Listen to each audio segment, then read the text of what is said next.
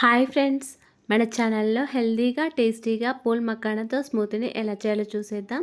ఈ మకానాతో స్మూతీ చేయడానికి ముందుగా ఒక చిన్న గిన్నెలోకి ఒక 10 వరకు మకానాన్ని వేసుకోవాలి. ఇప్పుడు దీనిలోకి ఒక 5-6 వరకు బాదం పప్పులు, ఒక 10 వరకు జీడిపప్పు, ఒక 5-6 వరకు పిస్తా పప్పులు, 4-5 వరకు గింజలు తీసిన ఖర్జూరాలు వేసుకోండి. ఈ స్మూతీ తీయగా ఉండడానికి ఇక్కడ నేను ఖర్జూరాలను వేసుకున్నానండి. మీరు కావాలనుకుంటే బెల్లమైనా వేసుకోవచ్చు.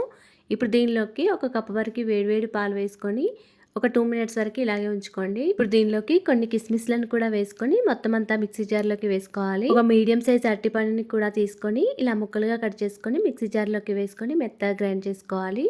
ఇప్పుడు దీనిలోకి ఒక కప్ వరకు పాలను కూడా వేసుకొని ఇలా మొత్తం అంతా ఒకసారి స్పూన్తో కలుపుకోవాలండి. ఈ స్మూతీ మరి కొంచెం పల్చగా ఉండాలనుకుంటే కొన్ని పాలైనా వేసుకోవచ్చండి. అంతేనండి, గ్లాస్లోకి సర్వ్ చేసుకోవడమే. పైనుండి కొన్ని సన్నగా తరిగిన డ్రై ఫ్రూట్స్ని కూడా వేసుకోవాలి. ఈ స్మూతీ అయితే చాలా టేస్టీగా ఉంటుందండి. వీడియో నచ్చితే లైక్ అండ్ ఫాలో చేయడం మర్చిపోకండి. Thanks for watching.